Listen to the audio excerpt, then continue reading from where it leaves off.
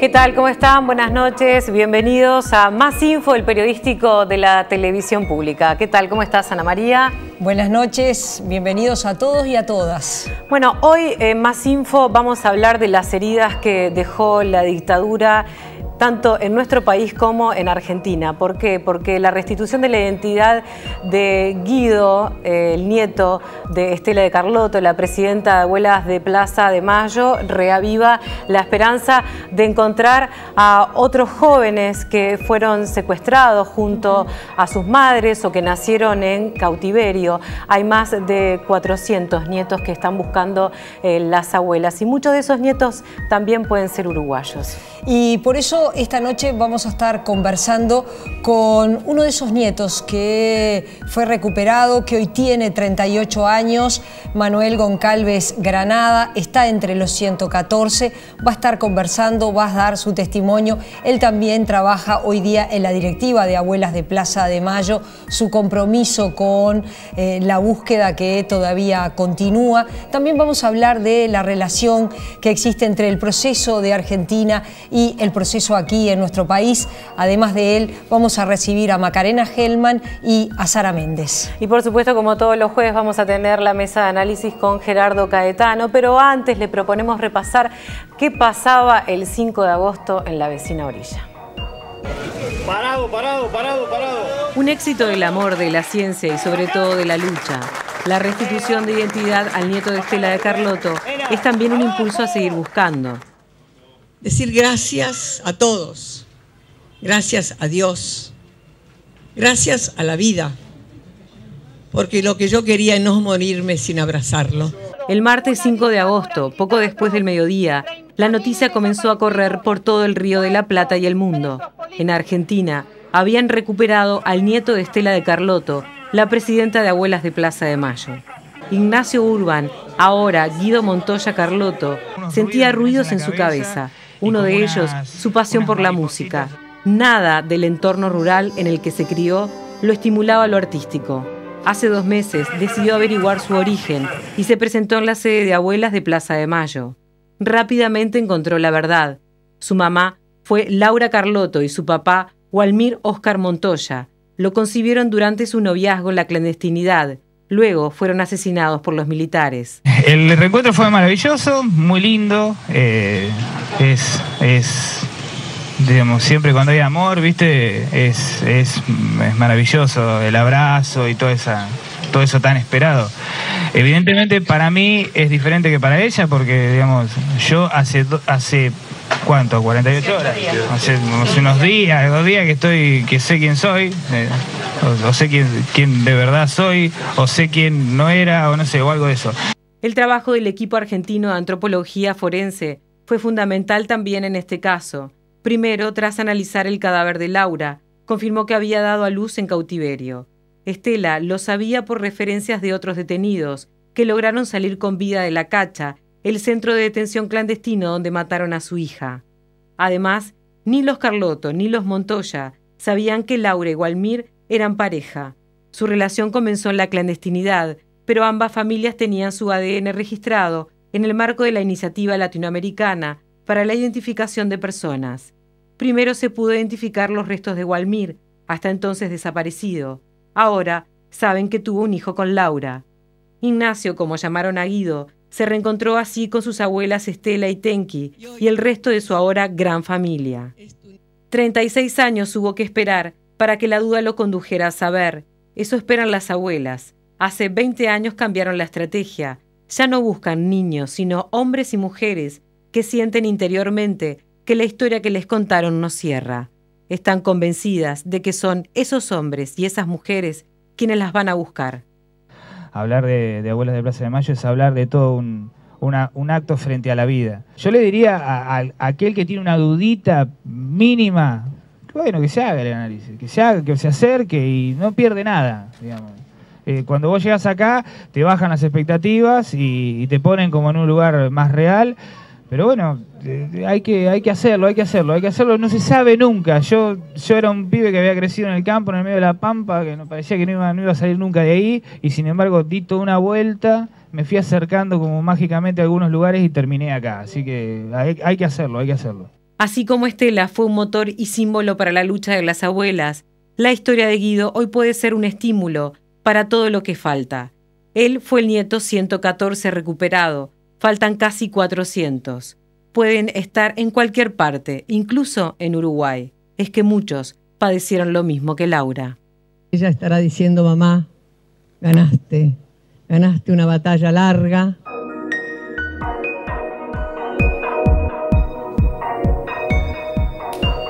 Y le damos las buenas noches y le agradecemos que vino especialmente de Buenos Aires para participar en Más Info a Manuel Goncalves Granada. Bienvenido, un gusto recibirlo. Integrante de la organización Abuelas de Plaza de Mayo, integrante de la CONADI, que ahora nos va a contar de qué se trata, uno de los nietos recuperados. Manuel, ¿cómo fue tu historia? Si podés contarla lo más brevemente que se pueda. A mí me encontraron, no fue como en el caso de Guido, que él vino buscando su identidad. Yo estaba con la familia con la que me había criado y cuando estaba por cumplir 20 años, tocaron a la puerta de mi casa. Digo, eso también es parte de una época, ¿no? Era a mediados de los años 90 y hasta ahí no sucedía esto de que los nietos o nietas buscaban su identidad. O sea, podías estar dudando, pero todavía no íbamos a la casa de las abuelas o a la CONADI, que de hecho ahí estaba recién creada. Y me enteré así como de golpe, ¿no? Yo sabía que no era hijo biológico de las personas con las que me estaba criando, pero no tenía idea del porqué de esa adopción. Yo tenía una adopción, además, que eso confundía un poco mi hipótesis de poder ser o no hijo desaparecido, pues decía, bueno, si termino la justicia, tengo una adopción, en realidad no tiene que ver con eso, es más probablemente un abandono de la familia biológica y esta familia me terminó adoptando. Después, mucho tiempo después, supe que esa adopción estaba muy mal hecha, no por parte de la familia que me crié, sino por parte de la justicia. De hecho, ahora tengo un pendiente, un juicio contra el juez y los secretarios de ese juzgado que me entregaron, ¿no? ¿Por qué? ¿Cómo fue esa entrega? Porque, bueno, mi mamá estábamos con mi mamá en una casa en San Nicolás, que es en el norte de la provincia de Buenos Aires, bastante alejado de la capital federal, que era donde vivía mi mamá y mi papá. Mi papá ya había sido secuestrado el 24 de marzo del 76 y bueno, en un operativo el 19 de noviembre del 76 de las fuerzas conjuntas del Ejército, de la Policía Federal, la Policía Bonaerense, eran 40 hombres, rodearon la casa a las 6 de la mañana y la atacaron destruyéndola, volaron las puertas, las ventanas, tiraron gases, granadas y la consecuencia de ese ataque es que ahí no solo asesinaron a mi mamá, sino también a toda una familia, una pareja y sus dos niños de 3 y 5 años. Yo soy el único sobreviviente de ese operativo. A mí me sacan de la casa los propios militares, ya tenía 5 meses y tenía muchos problemas para respirar por los gases que habían tirado, entonces me llevan al hospital, de ahí nomás, que estaba a unas pocas cuadras, y en ese hospital, después de varios días, que primero para poder reponerme de esa inhalación de gases, pero después estuve 4 meses más en ese hospital, en una sala, solo, con custodia policial, las 24 horas, las enfermeras si tenían que entrar a la sala tenían que entrar con la policía. Y así, con 9 meses. Con 9 meses, ya, o sea, hasta los 9 meses. Durante esos 4 meses, el juzgado de menores estaba como responsable de la guarda, ¿no? Pero obviamente quien daba las instructivas era el ejército. De hecho, bueno, el juez avaló que yo tengo una custodia policial y toda esa situación de estar aislado en esa sala durante todo ese tiempo y después de un día para el otro me terminó dando en adopción a través de otro juzgado de menores, una situación bastante irregular, con un nombre falso, a una familia con la que este juez tenía vinculación a través de un primo. Y mientras él siguió siendo juez de menores, durante todos esos años que vinieron, nunca hizo nada de lo que corresponde a un juez de menores cuando entrega a un chico, que es mandar una visitadora social, hacer, bueno, todo lo que concierna, en definitiva, después dar certeza de que esa es una familia donde ese chico debería criarse. ¿Y cómo fue que te enteraste que, bueno, cuando llegó el momento que te golpearon a la puerta y cómo siguió de saber que, bueno, que tu madre fue asesinada, que junto con tu madre había otra pareja, había otros 2 niños que murieron todos y que tú sobreviviste con 5 meses? Bueno, ese día en particular es como un día muy difícil de poner en palabras, creo que es uno de los más difíciles. Nos pasa todo lo que recuperamos la identidad. El primer día, el primer momento en que te enterás de toda esta noticia, bueno, es muy complejo porque hay como unas sensaciones encontradas, hay cosas muy lindas, el saber que hay una familia que te buscó durante tantos años, que todavía hay una abuela, yo pude conocer a la mamá de mi papá, mi abuela Matilde, y que no había un abandono, que era lo que yo pensaba que había sucedido y por eso me habían dado en adopción. O sea, eso es maravilloso. Por otro lado, inmediatamente te estás enterando de que tu mamá y tu papá están desaparecidos. A mí cuando me dijeron tu familia biológica que te está buscando, lo primero que me imaginé fue una mamá y un papá. Y lo primero que me dijeron después de tu familia biológica que te está buscando fue tu mamá y tu papá están desaparecidos. Entonces hay una sensación ahí muy difícil que no es la que permanece, porque después uno también va elaborando esta historia, vas tomándola como propia. Digo, después me enteré de quién era mi mamá, mi papá, qué habían hecho de su vida y que esa historia me pertenecía. Eso no es inmediato, bueno, los vínculos con la familia, todo llevó mucho tiempo, incluso bueno, el poder cambiar el nombre, ¿no? Yo pasé de ser Claudio Novoa a ser Manuel González. Y eso fue una decisión que tuve que tomar, porque a mí la justicia me permitía dejarme el Claudio, obviamente los apellidos los tenía que cambiar, pero bueno, había pasado bastante tiempo y por suerte yo me di cuenta de que no, que solo me tenía que llamar Manuel porque era el nombre que no tendría que haber perdido nunca, ¿no? Y tenés una hija. Tengo una hija, Martina, sí.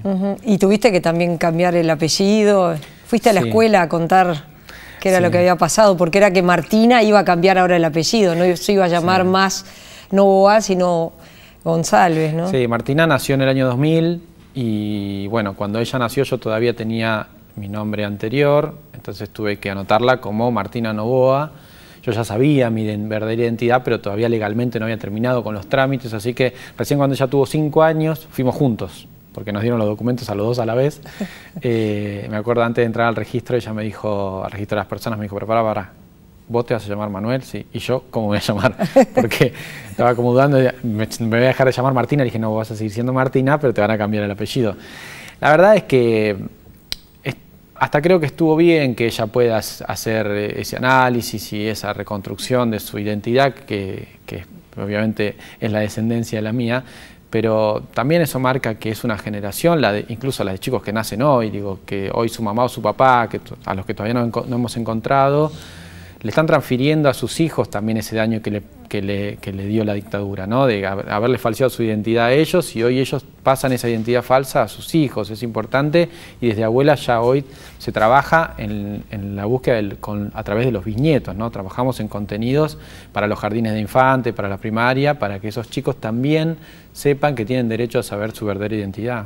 Y respecto a lo que pasó con tu madre, nosotros leíamos lo que tú habías contado, es impresionante cómo tu madre te salvó de la muerte, ¿no? En un lugar que estaba todo para que eso no sucediera, ¿no? Sí, bueno, como tenía que ser muy breve, me salté esa parte, pero es que es cierto, bueno, eso es otra de las cosas que cambian radicalmente cuando uno sabe la verdad, ¿no? Yo pensaba que me habían abandonado y después me entero de que no solo no me habían abandonado, sino que estaba vivo gracias a que mi mamá, con 23 años, estando clandestina, habiendo tenido un parto seguramente no en las mejores condiciones. Yo no sé dónde nací, porque durante el momento que yo nací ya mi mamá no tenía contacto con la familia, pues estaba siendo perseguida.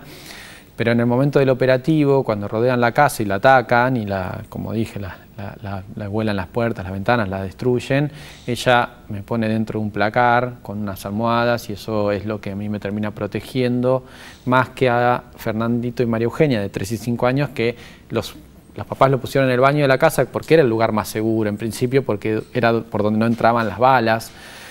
Porque no daba la periferia a la casa, pero al haber tirado tantos gases adentro de la casa, bueno, ellos terminan muriendo por la asfixia. Yo al estar adentro de un placar, obviamente eso me protegió bastante más. ¿Y fuiste a hacer ese recorrido, volviste al barrio donde de donde te sacaron con 5 meses? ¿Pudiste hablar con la gente, reconstruirle un poco la historia? Sí, hice todo. Todavía me quedan lugares para ir, ¿no? Y algunos que no sé, porque te vas enterando con los años, aparece algún compañero que te dice tu mamá estuvo en tal lugar, y la verdad es que siempre que tengo referencias de dónde pasó la historia, nuestra historia, la historia de mi familia, yo voy, porque eso también es parte de la reconstrucción de la identidad. O sea, no es que uno cuando recupera la identidad y te dicen cómo te llamás y quién era tu mamá y tu papá, se termina ahí. Yo lo hago todos los días, lo ejerzo todos los días, el reafirmar esta identidad y saber dónde había estado mi mamá, mi papá. a mí me sirve porque, bueno, también es como tratar de hacer una conexión con algo que no va a pasar, que es poder estar con ellos. Entonces, pues, bueno, en esta casa estuvimos, yo fui a esa casa obviamente fue reconstruida, siguen siendo los mismos dueños, me abrieron la casa, me la mostraron, la distribución de los espacios es la misma y, bueno, para mí fue importante. También fui al cementerio donde encontraron los restos de mi papá.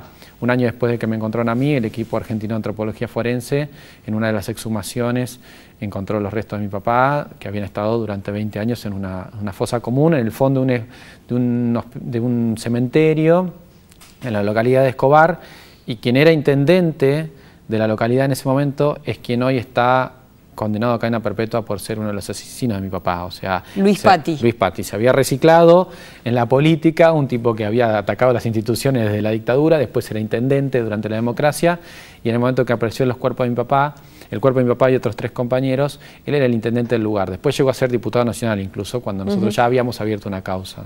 A la vez, vos estás en un proceso, en un recorrido en la que te integraste a Abuelas de Plaza de Mayo para trabajar por estos temas. A la vez sos parte de la CONADI, esta Comisión Nacional por el Derecho a la Identidad. ¿Cómo es que se funciona? Porque en definitiva estamos hablando de una política de Estado, ¿no? Porque CONADI depende del Estado argentino. ¿Cómo se creó? ¿Lo creó?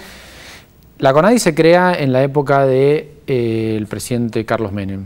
Pero es a pedido de Abuelas, porque Abuelas era quien estaba motorizando la búsqueda de sus nietos y obviamente necesitaba la intervención del Estado para que después esas identidades recuperadas sean legalmente parte de toda la sociedad. Entonces el Estado se tenía que hacer cargo de eso, Abuelas reclamaba eso, se crea la Comisión Nacional por el Derecho a la Identidad y hoy es hay una fusión muy estrecha entre Abuelas y la CONADI. Abuelas es quien busca a los chicos, ¿no? O sea, está muy instalado en la sociedad de que las abuelas buscan a los chicos, que Abuelas es una ONG que hace un trabajo maravilloso en la difusión a través de sus campañas de que hay que dudar de tu identidad si naciste durante la época de la dictadura. Eso está muy instalado, tanto es así que los chicos, generalmente la mayoría de los chicos van por Abuelas buscando su identidad. Inmediatamente de que son recibidos en Abuelas, Abuelas remite eso a la CONADI, o sea, interviene el Estado, y después es la CONADI quien sigue haciendo, si es necesario, una investigación de la documentación de esa persona que está dudando y administrando las herramientas para que se incorpore la muestra de ADN de esa persona, estando en Buenos Aires o estando en cualquier lugar de la Argentina o estando en cualquier país del mundo, porque en definitiva hoy ya hemos logrado a través de acuerdos y mecanismos todos estatales que las vías consulares, o sea, desde la Cancillería Argentina se manda una valija diplomática con un kit que tiene el instructivo para que en cualquier lugar del mundo los consulados o embajadas argentinos lo reciben y una persona que está muy lejos puede asistir ahí, se les toma la muestra de sangre, que son apenas unas gotitas en unos cartoncitos, eso en pocas horas vuelve a Argentina y se incorpora al Banco Nacional de Datos Genéticos con el mismo estándar de una persona que también puede ir directamente al banco, ¿no? Estamos hablando que aún faltan 400 nietos por las cuales están trabajando. ¿Se puede decir que cada vez hay más jóvenes que se acercan a Abuelas dudando precisamente de su identidad y que hay mucho trabajo en este momento para ustedes? Sí, hay muchísimo trabajo. De hecho, bueno, o sea, la gran mayoría de los chicos que se acercan a Abuelas durante toda su existencia y desde la CONADI están incorporados al Banco Nacional y la gran mayoría no dan como hijos desaparecidos. Ahí hay una situación que es que el Banco Nacional está incompleto porque claramente no tenemos el registro completo de todas las familias que deberían estar incorporadas. Hay muchísimas familias incorporadas, hay muchos casos que ya han dado positivos, pero los chicos que se incorporan al banco siguen estando ahí, o sea, por más que su resultado sea negativo. ¿Por qué? Porque nosotros seguimos investigando, la CONADI no solo hace las cuestiones documentales, sino que a través de un equipo de investigación que tiene, busca la posibilidad de encontrar familias que deberían ser incorporadas al banco, también lo hace Abuelas y también lo hace la Procuración de la Nación con una unidad especial de fiscales que se creó para esto. Y además lo que nos pasa es que ya tenemos cerca de 4.300 muestras incorporadas de chicos que han buscado su identidad, que no han dado todavía con familias de hijos desaparecidos, pero que bueno, que se preservan en el banco. Y son, claro, muchos. Lo que pasa es que también el robo de niños existió, bueno, creo que desde el comienzo de la humanidad. Durante la dictadura, más allá del plan sistemático de robo de bebés de la dictadura, también hubo otro tipo de robos de identidades o de abandonos, y bueno, esos también llegan a abuelas, ¿no? ¿Has estado con Estela Carlotto por estas horas? Sí. Cuando apareció Guido yo justo no estaba en Buenos Aires, estaba en Bariloche, así que casi me muero a la distancia. Y bueno, ahora estuve el lunes con ella hablando, por suerte, una hora solos. Ahí me contó muchas de las cosas que yo sabía porque la había visto por televisión contarlas, pero era muy lindo escucharla ahí en vivo y en directo y verla también, ¿no? Porque venía con bastantes problemas de salud este último tiempo, y le dije: Estela, te vi tan linda, toda despeinada en la conferencia de prensa, y me dijo: me siento re bien, no siento nada, estoy contenta. Y la verdad era muy lindo poder, hasta parece casi real, ¿no? Yo le decía, por momentos ¿no te parece que es algo extraño que haya pasado, que parece un sueño? Me dijo: sí, a mí me pasa. Bueno, y además es realmente muy impresionante el parecido de Guido con su padre, con Montoya, pero también con Estela, ¿no? Digo, a verlos ahí sentados a los dos están como muy parecidos, por lo menos es muy subjetivo quizás, pero uno los ve muy parecidos. Realmente los ves parecidos, sí. Y es muy lindo verlos así, ¿no? Porque en definitiva son dos extraños. Estela es una personalidad conocida en todo el mundo.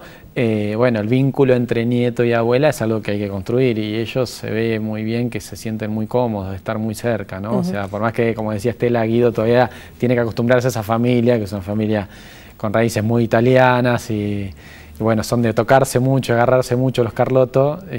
Bueno, me parece que entre ellos dos ya se entendieron y funciona muy bien. Ese evento que se organiza, que es el asado, todavía, cada vez que aparece un nieto, ese todavía no lo organizaron. Para Guido no, pero ya le anunciamos que el asado está pendiente. Dijo que va a ser pronto, quizás el mes que viene. Ahora estaba bueno también yendo a conocer a la familia Montoya, su otra abuela que tiene 91 años y tiene muchas cosas por hacer todavía, pero nosotros ya estamos expectantes a que el asado viene en cualquier momento. Hemos hecho asado incluso en ausencia del nieto, porque a veces cuando aparecen están como muy choqueados o no viven en Buenos Aires, que es donde estamos la mayoría. Nosotros el asado lo hacemos igual, en todo caso después viene para el de otro. ¿Hay como una hermandad entre todos los nietos recuperados? Sí. Que uno les sigue diciendo niños, pero bueno, ya obviamente no, son... Claramente somos jóvenes todavía. Son jóvenes. Sí, la verdad que sí, es extraño de explicar eso, pero a nosotros nos pasa que cuando aparece alguno de los nuestros es como que es un hermano tuyo, ¿no? Es alguien que está en una situación muy cercana a lo que vos viviste. Entonces hay incluso antes de hablar, hay algo que nos junta, que nos aúna, que nos entiende, yo sé los procesos que le van a venir a Guido, lo que va a pasar, los momentos que va a vivir, porque hay muchas situaciones que se repiten, que son en común, más allá de las particularidades de cada historia. Entonces sí, es indudable que tenemos algo que nos une de una manera muy fuerte, ¿no? La ausencia de nuestros padres, el cómo enfrentás el proceso de restitución de la identidad, todo eso hace que inmediatamente nos sentamos muy cercanos. ¿Y qué le podrías recomendar? Él es un poco más chico que vos, tiene 37. ¿Qué le recomendarías, dado que vos ya hiciste ese proceso? Creo que hay algo que es difícil de entender en un comienzo, que es el de saber darse los tiempos que cada uno necesita, ¿no? Porque evidentemente cuando uno aparece, vos sos para la familia, sos eso tan preciado que han buscado y han anhelado que en un momento suceda, y te quieren abrazar y quieren que estés con ellos. Para los compañeros de tus padres sos tu mamá o tu papá, te ven parecido, te escuchan hablar. Entonces esas emociones son difíciles de manejar, las de los terceros. Y a veces uno cree que tiene que responder a todo eso inmediatamente, y bueno, por suerte hoy ya han pasado varias restituciones y todos sabemos esperar.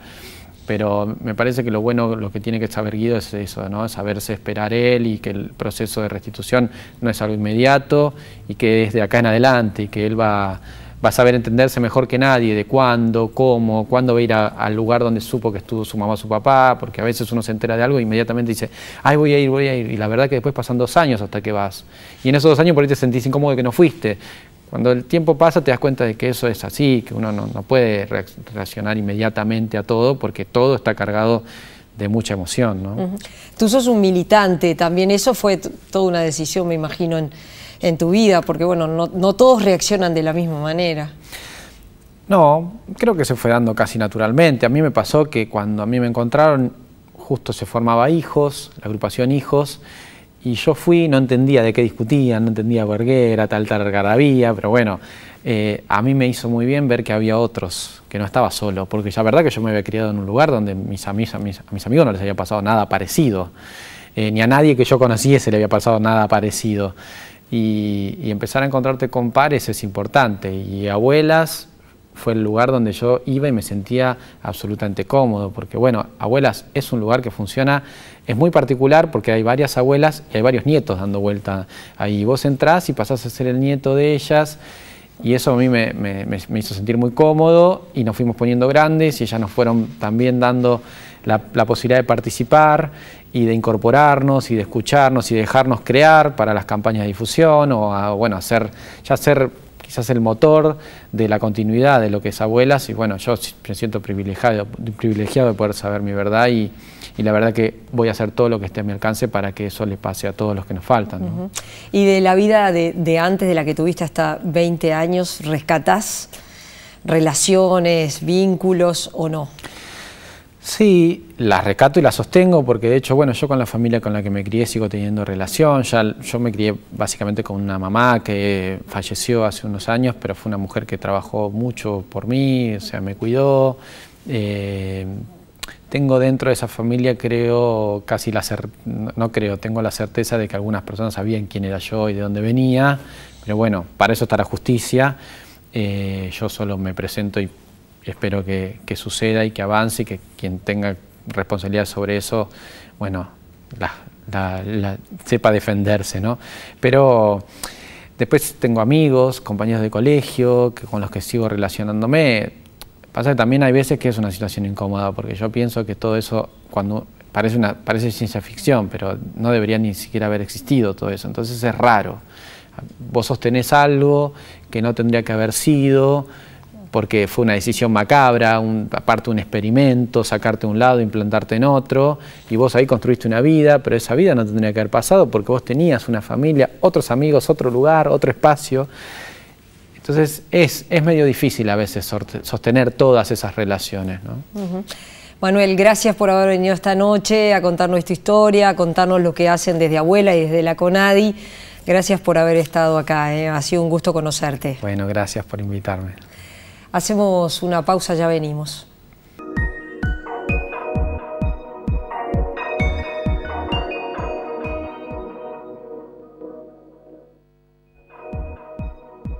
Macarena Hellmans, bienvenidas, es un gusto recibirlas a ambas. Macarena, estabas en Buenos Aires cuando te enteraste de la noticia de la aparición de Guido, el nieto de Estela Carlotto. ¿Cómo fue ese momento para vos en particular?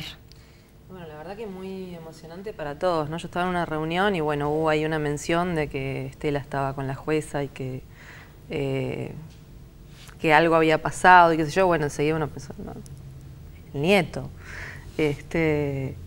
Y bueno, y terminada la reunión, bueno, llamé, se confirmó y justo tenía que ir al CELS, que es el Centro de Estudios Legales y Sociales, por el tema de la causa de Plan Cóndor, y para después ir para Abuelas, que es ahí un poco cerca. Y en el CELS salí, bueno, 10 minutos y salía todo el mundo para la casa de Abuelas también, así que bueno, fue realmente la casa estaba desbordante de gente, de emoción, de alegría, o sea, no, realmente un momento increíble. De alguna manera las dos han pasado de distintos lugares por este momento. Sara, ¿cómo viviste la aparición de Guido, tú también? Bueno, sin duda esta no era una aparición de un joven más de los buscados, porque era el hijo justamente, era el nieto de Estela, y bueno, y aparecía la institución, ¿no? Y a mí me hizo hacer una reflexión, un recuerdo de lo que fueron el conocimiento que tuve de la institución cuando estaba buscando allá en Argentina, ¿no? Que fueron los primeros años. En ese tiempo, 83, 84, la institución se había creado en el 79, tenía su primer local y bueno, me empezaron a aparecer como imágenes muy claras de lo que era, bueno, la experiencia esa de llegar a un apartamento chico en la calle Montevideo, a pocas cuadras, a cuadra y media de Corrientes, y donde había un apartamento con un living comedor, con una mesa grande, donde había 2 biblioratos, uno que decía niñas y otro que decía varones, y después los escritorios, donde estaba Chicha Mariani, que en ese momento era presidenta de Abuelas, donde estaba Estela, que era vicepresidenta, y donde había un montón de abuelas trabajando, armando las carpetas, en un ambiente siempre de trabajo. Esos 2 biblioratos eran tremendos, porque ahí se juntaba la información que llegaba. Ese era un periodo de mucha información, es decir, la gente se enteraba a través de los medios, bueno, de lo que había sucedido en la Argentina, de las barbaridades tremendas que habían sucedido durante la dictadura, pero sobre todo el tema del secuestro de niños. Y aportaba información, llegaba mucha información por teléfono, por correspondencia, y a veces gente que iba y daba la información con nombre y apellido en ese caso, y se archivaban en esas carpetas donde se distinguía si uno estaba buscando un niño, iba a la carpeta de niños. Muchas veces el mismo dato aparecía en la carpeta de varón, como que con un error posiblemente de que fuera varón en ese caso. Es decir, muy dislocado todo lo que era el trabajo en un medio donde nadie era profesional en lo que estaba haciendo. No teníamos computadoras, que me acuerdo que en el 84 llegó la primera computadora al Servicio de Paz y Justicia de Argentina, que la ofreció para trabajar con toda la información que llegaba, y era todo amateur, y al salir atrás de los datos a confirmar, a hacer seguimientos, a golpear puertas, lo que decía Manuel recién, eso era cosas cotidianas que lo hacían abuelas, muchas de ellas madres que habían estado hasta hace poco, bueno, ocupadas de las tareas de su casa y se vieron con la desaparición de sus hijos y bueno, y tenían convocadas, que afrontar la búsqueda de sus nietos. Yo me acuerdo, por ejemplo, algo que conmovió tremendamente y que pinta un poco la situación que se vivía en ese momento. A una compañera que estaba ahí en Abuelas, Cecilia Viñas, había empezado a recibir en su casa llamadas telefónicas con la voz de su hija, que le decía que buscara al niño que había nacido. Su hija había desaparecido con 6 meses de embarazo. Se llamaba igual que la madre, Cecilia Viña. Y eso se repitió más de una vez. Yo recuerdo porque eso fue tremendo lo que provocó. Estábamos en el año fines del 83, principio del 84. Y entonces están vivos entonces. ¿Dónde están? Bueno, la voz parecía de catacumba, que salía de una catacumba. Eso, me acuerdo que se manejó entre un grupo muy chico de los que estábamos ahí, porque se trataba de que no cundiese, bueno, la sensación esa de que estaban con vida y eso además creaba una sensación de pánico muy grande. Se tuvo que hablar con el ministro del Interior para que interviniese el teléfono para poder rastrear esa llamada. Eso era una situación muy difícil. Era muy difícil porque los aparatos del Estado estaban prácticamente intocados. La decisión de dar a conocer eso fue un debate grande dentro de un grupo chico en Abuelas. Digo esto porque en ese momento, para describir un poco cómo se vivía en ese ámbito que era los primeros años de la búsqueda, los primeros años donde no tenían lo que sucede después, un apoyo del Estado. Era un grupo de mujeres que estaban haciendo con su dolor, encima estaban haciendo de detectives, de inspectores, estaban conociendo muchas veces lo que había sucedido al mismo tiempo que buscaban. Macarena, todo ese trabajo de abuelas que hace que empiece a ocurrir que sean los propios nietos ahora los que salen a buscar a abuelas, y en el caso tuyo, que lo que pasó contigo, que no sea el único caso. ¿Puede ocurrir eso con el Uruguay, lo que está pasando hoy en Argentina, que ya se encontraron 114, que hay por lo menos 400 para buscar? ¿Puede haber otros casos? Claro que puede haber otros casos en el Uruguay, en Brasil, inclusive manejamos la posibilidad de que haya en otros países, bueno, por distintas razones, ¿no? En el caso de la región, digamos, bueno, porque el Plan Cóndor estaba operativo, funcionó en mi caso, y no hay por qué pensar que fue el único caso que pueda haber sido trasladado fuera de fronteras. De hecho, ha habido otros casos de chicos encontrados en otros países, y así como mi mamá fue trasladada a Uruguay, bueno, existe la posibilidad naturalmente de que haya otros casos de hijos de argentinos que hayan sido trasladados hacia aquí. También tenemos 3 casos de hijos de uruguayos que están incluidos en la base de datos de abuelas y se están buscando todavía. Algunos son probables, como es un probable hermano de Mariana Zaffaroni, como puede ser Dopazo Altman Levy, que también era una pareja que se podría haber nacido este bebé, y hay otro, Butasun Silveira.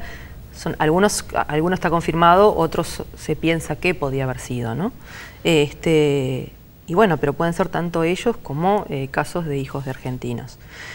También en el caso, no sé si está funcionando actualmente una red por la identidad, que son básicamente son nodos que están, así como están en las provincias de la Argentina, hay en otros países también, hay en España, hay en Italia, con la presunción de que, por ejemplo, después en la época de la crisis en Argentina, puedan haber emigrado por la edad que esos chicos tendrían en ese momento y puedan encontrarse en otros países. Entonces, ¿cuánto más da para pensar que puedan haber sido los países limítrofes y en Uruguay concretamente?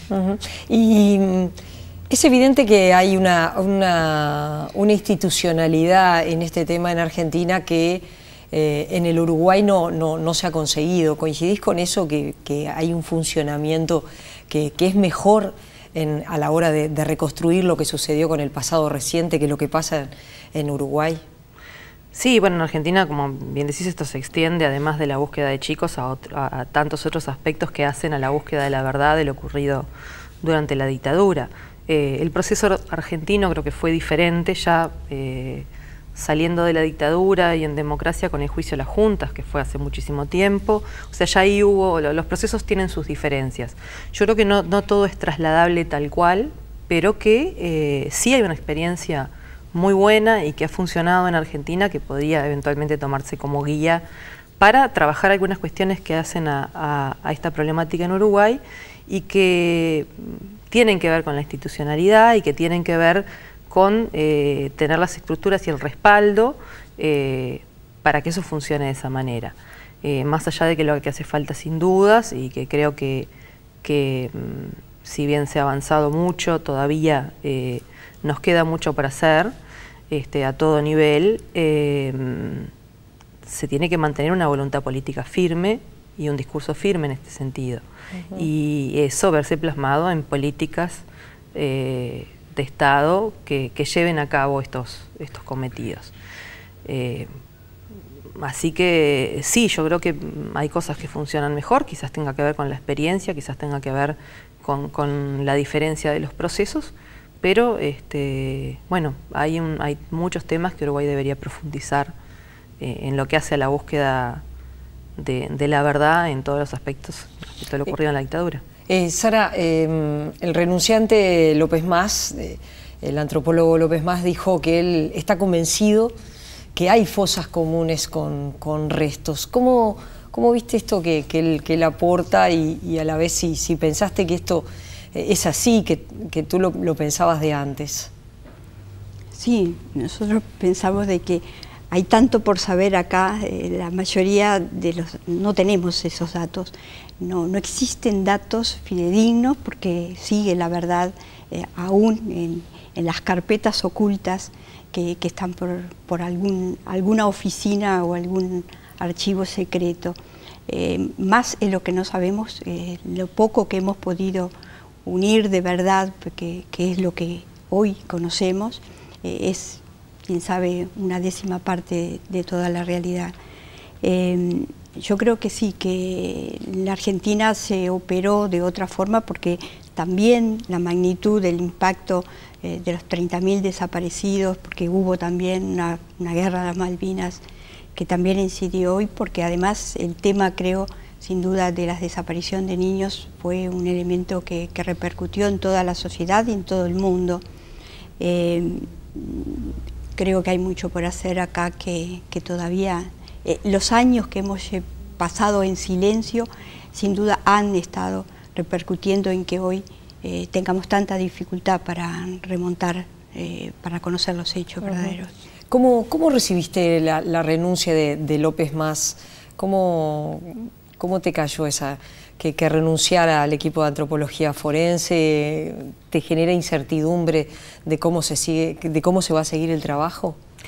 Yo creo que además de López Mas, que sin duda cumplió un rol muy importante a los inicios y bueno, durante todo este tiempo en lo que fue esta búsqueda, hay un equipo que sigue trabajando y la confianza plena en ese equipo, ¿no? Entonces yo creo que más allá de esto, además creo que hace falta muchísima investigación previa a las excavaciones. Las excavaciones sin duda son algo muy importante, pero tanto o más importante es poder llevar a cabo una investigación que arroje mayores certezas de lo que hoy en día se está pudiendo hacer. Así que respondiendo a tu pregunta en ese sentido, entiendo y bueno, si él lo siente así, que se cumplió un ciclo, pero entiendo también que esto va a continuar, así ha sido expresado y confío en eso. No es un tema, en este año de campaña electoral, no es un tema de preocupación, no es un tema que se haya instalado en la campaña. ¿Existe posibilidades de instalar este tema, de que sea tema de debate público?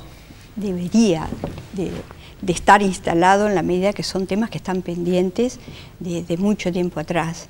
Y creo que además la fuerza política del Frente Amplio tendría que tenerlo sin duda dentro de su programa de debates que está haciendo a medida que desarrolla su campaña electoral. No está presente. Sin duda, en alguna medida, ha quedado relegado como una responsabilidad en la órbita del Poder Judicial y nada más que eso. Entonces, no hemos logrado tampoco que se implante hoy como un tema de debate dentro de lo que es la campaña electoral. Macarena, ¿coincidís con esto de que debería ser un tema de campaña pero no está instalado? Yo creo que no está instalado quizás como tema central, pero habría expresado por lo menos, bueno, hay otros candidatos que también se han expresado en sentido contrario, ¿no? Sin duda, a nivel de todos los partidos políticos no hay una discusión de este tema, pero claramente la calle ha manifestado en algún momento que detendría la búsqueda. Tabaré, si bien no ha sido quizás esto lo más reproducido o lo más repetido, se ha comprometido públicamente a continuar esta búsqueda y a trabajar en este sentido. De hecho, se está pensando en cómo encarar este tema en la eventualidad de un nuevo gobierno. Es muy difícil ponerlo a discusión transversalmente en todos los partidos. Nunca lo han hecho así y realmente no tengo esperanzas de que lo hagan en esta oportunidad. Pero creo que sin duda este tema, más allá de que puede pensarse en alguna manera como resuelto, está muy claro que no lo está y y este tema va a seguir presente de aquí en más. Y hay organizaciones sociales, hay familiares que este tema lo siguen sosteniendo como lo han sostenido siempre. Creo que no se va a poder evitar este tema. Si hay jóvenes uruguayos que dudan de su identidad, ¿qué deben hacer? ¿A dónde deben dirigirse? Bueno, Abuelas de Plaza de Mayo tiene un correo electrónico, hay una página de Abuelas, www.abuelas.org.ar, donde allí está toda la información respecto de esta búsqueda. Abuelas tiene un correo que es dudas@abuelas.org.ar. Se puede escribir allí y se los va a orientar. En general estos casos son derivados para acá, para el Uruguay. Se hace una presentación y luego son analizados en el Banco Nacional de Datos Genéticos, pudiendo tomarse la muestra en el Consulado Argentino aquí en Montevideo, o inclusive en Maldonado también se han tomado muestras.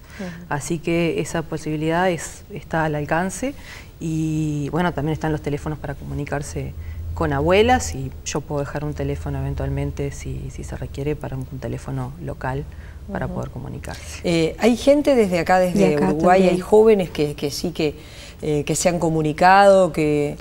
Sí, bueno, sin ir más lejos, en estos días yo recibí 6 llamados al respecto y derivaciones de Abuelas. Hay una presentación constante de jóvenes que dudan de su identidad. Eso claro que no se hace público, digo, es un tema que se maneja de manera reservada, pero esto ha sido permanente en los últimos años que yo he estado trabajando en el tema. Ha sido una constante de todos los años, numerosas presentaciones de parte de personas que tienen dudas sobre su identidad. Muchas de ellas se han analizado, los resultados lamentablemente han sido negativos, pero esa posibilidad se mantiene abierta. Yo creo que sin duda eso ha significado que, digo, el tema de la campaña que ha hecho Abuela para quien duda sobre su identidad, que haga el movimiento de acercar, creo que ha significado sobre todo el tema del derecho a conocer la identidad. Y ha habido un movimiento de gente que a veces ni siquiera piensa que puede ser hijo de desaparecido, pero sí que se ha puesto a aprender que tiene derecho a conocer sus orígenes cuando sabe que hay una adopción de por medio. O sea, ha tocado el tema de la identidad en todos sus aspectos. Y algo que se tenía hasta ahora en alguna medida, ser adoptado significaba, bueno, una categoría especial. Bueno, hoy tiene derecho un adoptado a saber su identidad y tiene el Estado la obligación de proporcionarle la información para conocer. Es decir, creo que ha cambiado el tema de la adopción también. Gracias a ambas por haber venido, ha sido un gusto recibirlas esta noche. Hacemos una pausa, ya vienen Ileana y Gerardo. Tuvimos noticias por una persona liberada que había compartido el mismo lugar durante 20 días, diciéndonos que su embarazo continuaba adelante, que nos mandaba un mensaje a su papá y a mí para que estuviéramos atentos al momento en que naciera su bebé, que iba a ser en junio de 1978, que lo buscáramos en la casa cuna y que si era un varón, le iba a poner el nombre de mi esposo, Guido.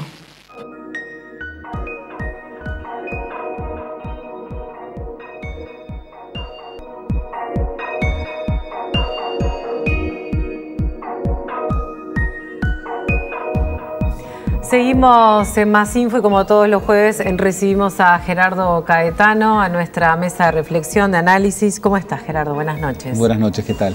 Decía al comienzo del programa, vamos a hablar de las heridas que dejó la dictadura y sin duda que el secuestro de bebés y ese plan Cóndor que funcionó de esa manera tan macabra con los niños ha dejado una herida abierta difícil de cicatrizar, ¿no? Estamos hablando de la restitución de algunos de los nietos, pero quedan muchos todavía. Y hablemos un poco de las diferencias, ¿no?, entre Uruguay y Argentina para abordar este tema. ¿Qué te parece? Sin duda, hay mucho que aprender de la Argentina. En este tema hay mucho que aprender de la Argentina. Porque estos temas son temas frente a los cuales uno no puede no ser radical. Radical de ir a la raíz. Acá estamos hablando de la búsqueda de la identidad. Acá estamos hablando de un vínculo truncado entre una madre y un hijo. Acá estamos hablando del secuestro de bebés, de la apropiación de identidad. Estas cosas tan monstruosas tienen la persuasividad de lo concreto. Cualquier madre, cualquier hijo, cualquier persona puede darse cuenta de la magnitud de este crimen. Y esto hace que estos temas solo puedan ser encarados, por supuesto, desde su dimensión política, que la tiene inevitablemente, por supuesto desde su dimensión judicial, que la tiene, pero también desde otras dimensiones más radicales, como parte de una batalla cultural, como parte de una batalla moral. Y esto está instalado. Por ejemplo, está instalado la pregunta de, bueno, este borramiento ideológico del pasado, esta idea peregrina, equivocada, desmentida por la historia, de que hay que dar vuelta a la página porque esta página, que por otra parte no está escrita, nos dificulta la construcción del futuro. Hay que intercambiar verdad por justicia. Hay bienes intercambiables, hay valores intercambiables. Hay que, de alguna manera, sacrificar la justicia para buscar verdad. Bueno, la historia ha demostrado, muy concretamente en el caso uruguayo, que ese no ha sido el camino.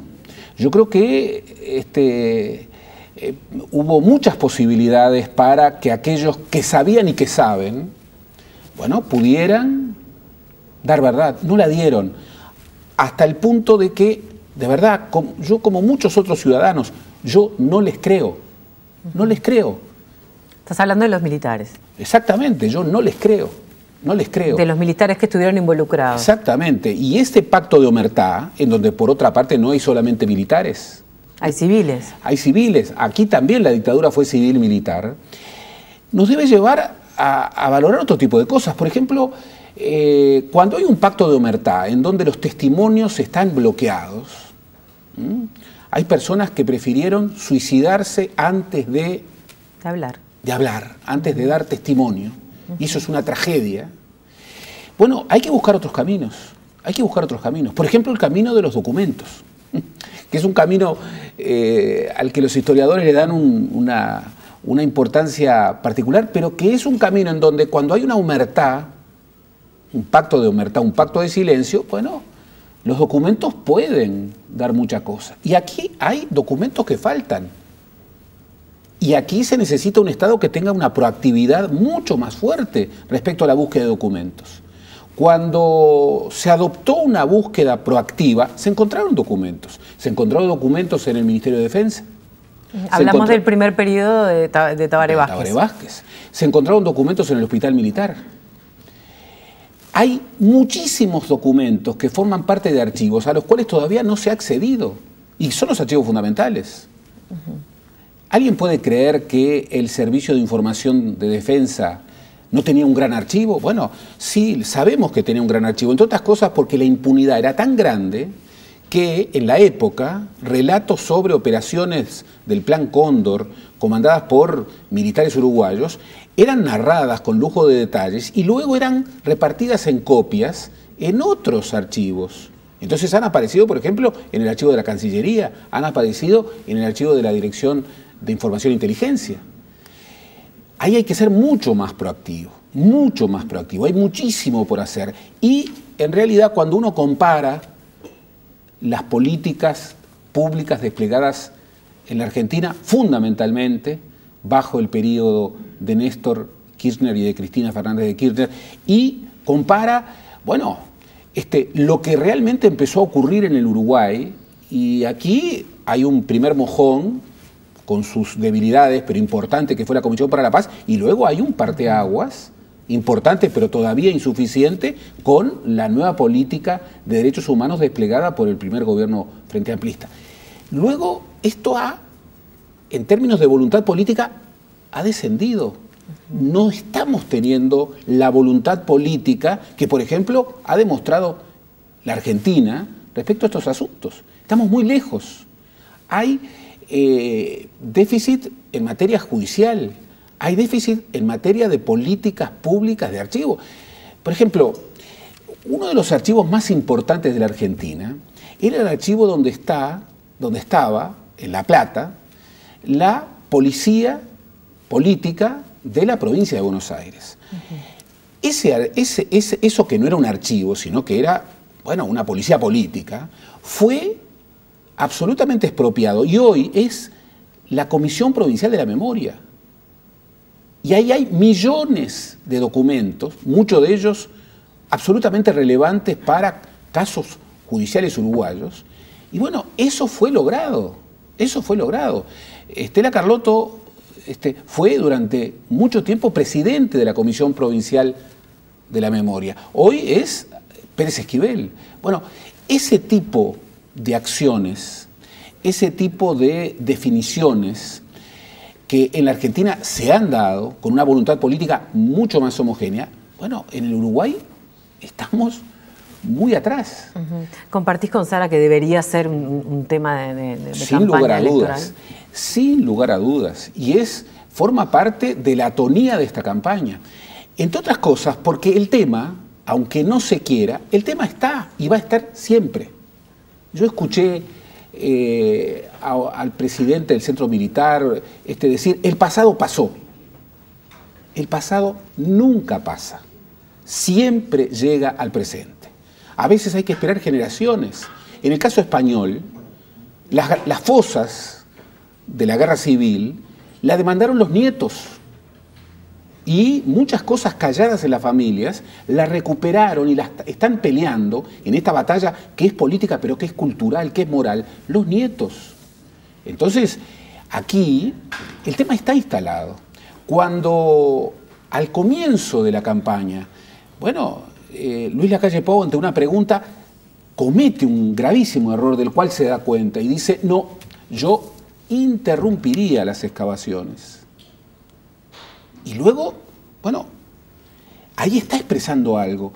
Está expresando eso que, bueno, que en esta campaña, en donde hay más marketing que contenido, se expresa muchas veces en esa idea del borramiento ideológico del pasado. Esta idea de la política sin historia. Bueno, esto forma parte de las deudas de la campaña.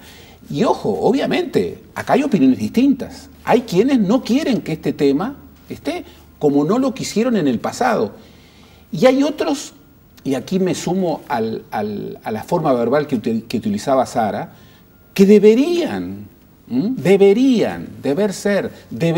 tener otro empuje respecto a estos temas. Esto no es sencillo, esto forma parte de batallas de largo aliento, son batallas políticas y judiciales, pero no solamente, son batallas culturales y morales. Y en una campaña electoral, obviamente, acá hay un tema que tal vez no traiga votos, pero trae otras cosas mucho más importantes que también se necesitan para gobernar. Traen legitimidad, traen valores, justicia, traen la señal de que una sociedad con impunidad es una sociedad peor, una sociedad sin verdad es una sociedad que de alguna manera no se ha reconciliado con el pasado, tiene problemas con el futuro. Este no es un problema fundamentalmente del pasado, este es un problema fundamentalmente del futuro. Lo que estamos comprometiendo con la ausencia de estos temas es el futuro. Pero bueno, sobre esto hay que batallar y es una batalla que no terminará nunca. Por eso aquellos que dicen, basta, bueno, siento decirles que esta batalla cultural, moral, política, judicial, no terminará nunca. No hay punto final posible. Y yo te agrego algo más, y ojalá nunca más. Completamente de acuerdo. Nos vemos el jueves que viene. Me voy a despedir con con Ana María para contarles que el próximo jueves vamos a estar hablando de esta decisión del gobierno de refugiar a familias que están en Siria aquí en nuestro país, así que tenemos informes especiales a propósito de este tema. Nos vamos. Testimonios conmovedores realmente, nos vamos. Sí, sí, va a estar también la periodista Alejandra Casablanca que estuvo trabajando en el lugar. Nos vamos, gracias por estar con nosotros. Hasta el próximo jueves.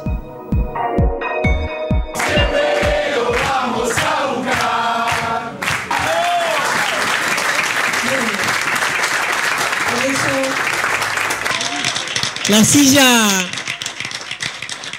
vacía va a estar con él.